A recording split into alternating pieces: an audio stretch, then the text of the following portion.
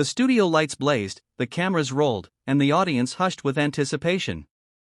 It was another morning on The View, the talk show famous for heated debates, strong personalities, and often controversial exchanges. But no one could have predicted how this episode would unfold. Sitting across from the panelists was John Kennedy, a man known for his sharp mind, humble roots, and unapologetic faith. What started as a routine interview quickly spiraled into a moment that millions would never forget. Whoopi Goldberg leaned back in her chair, her tone laced with sarcasm. "So John," she said, dragging out his name with theatrical flair, "you really believe in all that old-fashioned faith stuff? I mean, come on, it's 2025. Haven't we moved past needing invisible friends in the sky?" The audience gasped at her bluntness. A few chuckles rippled through the crowd, but most people shifted uncomfortably. John sat calmly, his hands folded on the table, his eyes steady. The panelists exchanged nervous glances, but Whoopi pressed on, mocking the traditions he held dear. "Don't you think it's a little naive?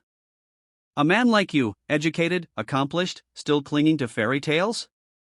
The sting in her words was undeniable, and the tension in the room grew thick. Most guests would have either stumbled under the weight of such ridicule or lashed out defensively. But John Kennedy wasn't most guests. He took a slow breath and then began, his voice low and steady, carrying the kind of conviction that silences a room. "Whoopi," he said softly, "faith isn't about fairy tales. It's about hope when life feels hopeless. It's about strength when the world tries to break you. And it's about love so deep that it teaches us how to treat one another with dignity, even when we disagree." The room went still. He continued, his words flowing not with anger but with heartfelt sincerity. "I grew up with very little. There were nights when my family didn't know if we'd have food on the table. There were winters when the heat went out and we huddled under blankets, praying just to get through the night. My faith wasn't some luxury, it was survival. It taught me resilience when the odds were stacked against me. It carried me through burying loved ones, through heartbreak, through loss. It gave me the courage to get back up every single time life knocked me down." The audience shifted, some with tears in their eyes. Even the other panelists leaned closer, drawn into his story. "And let me tell you something," John said, his voice rising just enough to command the space, "faith isn't about being perfect. It isn't about rules or rituals.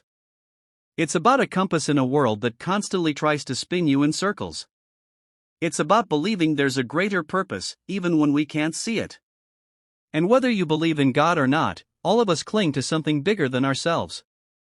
Some cling to money. Some cling to fame. I choose to cling to faith because it's the only thing